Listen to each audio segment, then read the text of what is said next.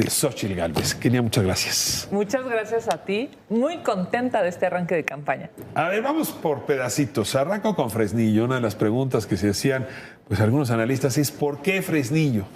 Efectivamente, porque Fresnillo es el municipio en donde más miedo sienten los mexicanos. En el país hay más de 2.400 municipios. Según datos del INEGI, en Fresnillo es en donde más miedo se siente. Y la campaña de Xóchitl Gálvez justamente habla de ya no sentir miedo. Es terrible. Llegamos a Fresnillo en la noche, previo al arranque de campaña, las calles estaban solas. A partir de las 8 de la noche en Fresnillo, Zacatecas, por cierto, un municipio y un estado gobernado por Morena, la gente no puede salir.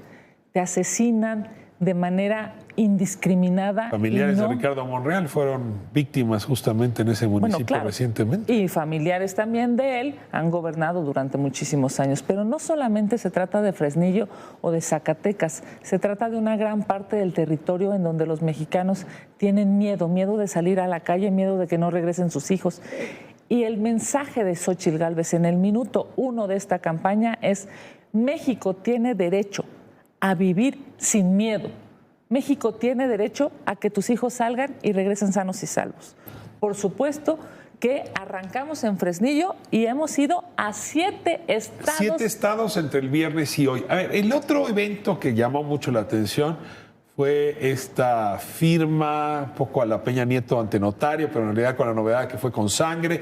Bueno, ¿qué dice? Son 2 cosas, es no voy a mover los programas sociales y adelantaría, dice ella, la llegada de la pensión de adultos mayores a los 60 años. Efectivamente. A ver, hay como una especie de rumor de que si alguien llega de la oposición, los programas sociales se van a eliminar, y esa es una vil mentira. Por supuesto que no se van a eliminar, primero que nada porque están en la Constitución. Bueno, no es rumor, Vicente Fox propuso que los eliminaran, tuvo Xóchitl Gálvez luego que corregir. Pero el rumor lo dispersa los servidores de la nación, que por cierto son servidores públicos y están yendo casa por casa a decirle a la gente: si gana otro partido que no sea Morena, se van a eliminar. Y no es cierto. Mira, por algo muy elemental. Primero que nada, están en la Constitución. Yo he votado a favor de los programas sociales. Xóchitl Gálvez ha votado a favor de los programas sociales. No se van a tocar. No se van a tocar, e incluso se van a mejorar. A ver, esta idea de moverlo a los 60 no roza ya lo demagógico. Es decir, cada vez nos morimos más tarde. Al ratito van a ofrecernos a los 40, cosa que no estaría mal, ¿eh? Tienes razón. Se muere más tarde la gente que vive en las ciudades, en las zonas urbanas, en las zonas conurbadas.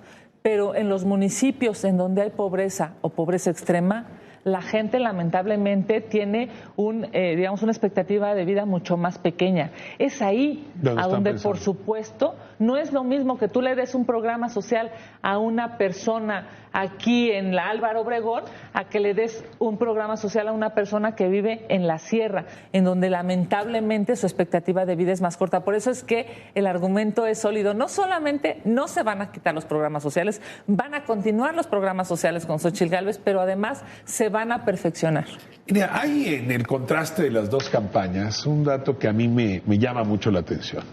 Claudia Sheinbaum ha venido presentando pues al colectivo con el que gobernaría, ¿no? Sí. Todavía no podríamos decir su gabinete, pero uno ya más o menos calcula quién podría ser el responsable de la política económica, Gerardo Esquivel, ¿no? Quién podría estar en educación, en gobernación, Juan Ramón de la Fuente. Y del otro lado, cuando uno busca quiénes serían, más allá de la jefa de oficina, el gabinete, tiene la impresión de que tomó la decisión Xóchitl Gálvez de no presentar a esas personas, lo cual genera incertidumbre, porque en efecto a estas alturas, pues incluso desde la prensa quisiéramos preguntarles cuál es la responsabilidad y las propuestas que traen en cada tema. Nosotros en la precampaña presentamos a 30 personas que se han hecho cargo de la titularidad de cada mesa temática, en discapacidad, en personas con discapacidad, en cultura, en seguridad, y esas 30 personas nos van a seguir acompañando en la campaña. Evidentemente hay una lógica distinta y distinguible de la señora de enfrente. Mira, mientras Xóchitl Gálvez va a 7 estados de la República, la señora Sheinbaum solo va a 3. Mientras Xóchitl Gálvez no tiene que acudir al acarreo, ya vimos cómo en el Zócalo el acarreo fue brutal, por cierto, el uso indebido de recursos públicos quedó altamente demostrado. Sí, por supuesto. Vamos a acudir ante la autoridad electoral porque no es posible el abuso de los recursos públicos y el acarreo. ¿Pero tienen pruebas? Sí, claro. Tenemos, ¿alguna que puedas compartir aquí? Por supuesto. Tenemos videos, tenemos fotografías, tenemos testimonios. Es inhumano lo que está haciendo el gobierno federal con tal de intentar ayudar a la señora corcholata del presidente López Obrador. Ella lo dijo. Yo no sé si le ganó el subconsciente o realmente sabe que lo que están haciendo es una brutal, me refiero exacto, a una brutal corrupción. Que la señora Sheinbaum haya dicho continuar la corrupción nos deja claro que ese es el modus operandi, y lo dijo inconscientemente, es obvio que lo dijo inconscientemente, pues. Claro que es un error. Lo que iba a decir es que estaba entre continuar la transformación a la corrupción. Claro que es un error, en su discurso, pero no es un error en la realidad. No es posible que los hijos del presidente López Obrador y sus socios tengan esa cantidad de contratos brutales, ominosos. Yo te diría, cada que yo escucho de un contrato ilegal de los hijos del presidente o de su grupo cercano, en lo primero que pienso es cuántas vidas en México se están perdiendo, porque ese dinero se podría ocupar para policías, para patrullas, para capacitación, para inteligencia, y así que los delincuentes no siguieran tomando las calles. Tenía un par de temas más. Me llamó la atención esta idea de las cárceles de alta seguridad. Ajá. La verdad, sí tenemos varias. Algunas, por cierto, han sido privatizadas. Incluso nos excedimos, si me permites decirte, con alguna de estas prisiones. Me llama la atención que de pronto Xochitl haya decidido como fijar la atención en esto de las cárceles, porque volvemos otra vez a la idea un poco absurda de que más penas, más cárceles, se disminuye la inseguridad, y la verdad eso tampoco ha dado suerte ni resultados. Suena, como te decía hace un par de semanas, más a Felipe Calderón que al futuro. Una cárcel de máxima seguridad en donde los delincuentes tengan miedo de llegar. Hoy, lamentablemente, los delincuentes... ¿Tampoco no te da miedo Almoloya, no te da miedo el Ceferezo 16? Hemos visto cómo los sacan de las cárceles. Hemos visto cómo la mayoría de las cárceles tienen autogobiernos. Ricardo, eso es terrible. Pero esas son las estatales, ¿no? Las federales, no hay manera de decir eso. Para nosotros es muy claro. El miedo no lo deben tener los mexicanos. El miedo lo deben tener los delincuentes.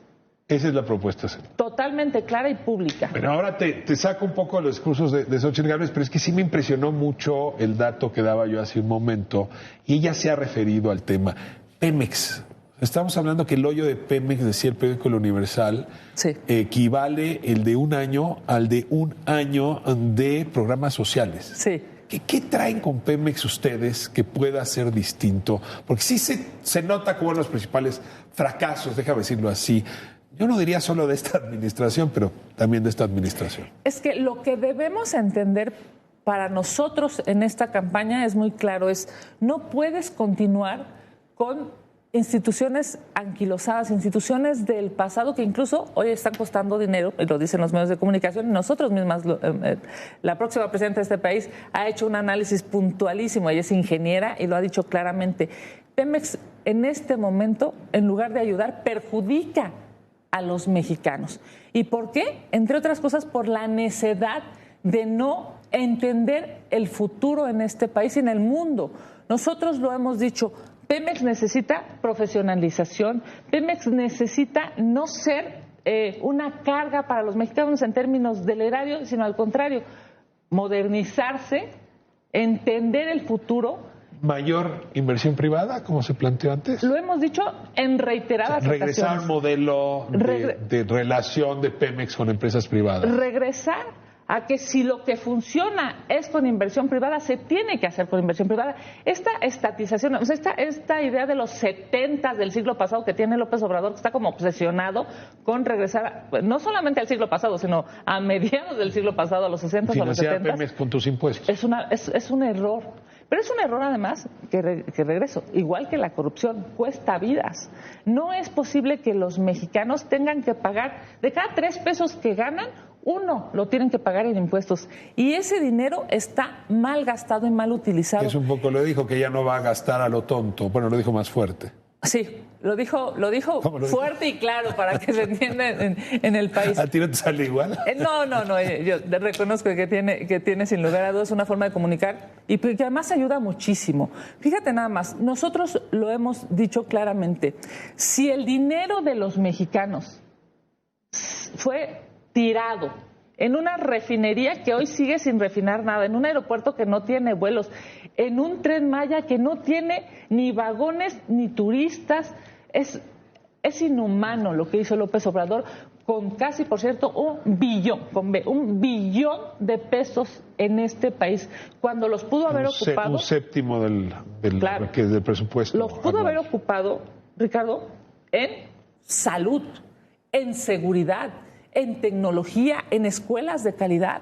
Lo hizo porque estaba ansiado, estaba obsesionado con que en la historia lo recordáramos como un presidente transformador.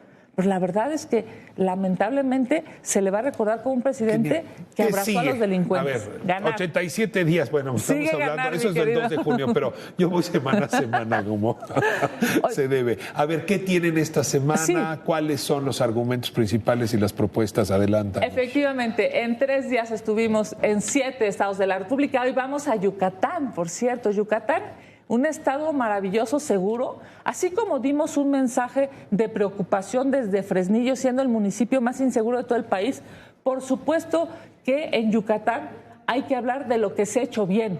En Yucatán los policías no quieren perder su trabajo porque es un trabajo digno, un trabajo bien pagado, un trabajo que les garantiza que sus hijos vayan a buenas escuelas. Con un jefe de policía que lleva muchos años, por cierto. Transeccional, un jefe de policía que más allá de la politiquería o de los partidos políticos, él ha trabajado para la ciudadanía. Ahora, me dices Querétaro, me dices Yucatán, me dices Estado de México, son lugares donde Xóchitl Gálvez tiene bolsas de votos importantes. Bueno, tú sabes, y vamos a acudir a todo el país. Sí. Xóchitl Gálvez va a ir a toda la República Mexicana. Vamos a llevar este mensaje de esperanza, este mensaje de reconciliación, este mensaje de amor por México, porque los abrazos los deben de recibir los ciudadanos. Es claro que ya no se va a abrazar a los delincuentes una vez que Xóchitl Gálvez sea presidenta. Kenia López, te agradezco mucho tu presencia aquí y anunciamos presencia frecuente, justamente para poderle seguir el pulso a la campaña. Yo puestísima, acompañando a Xóchitl Gálvez y por supuesto acompañándote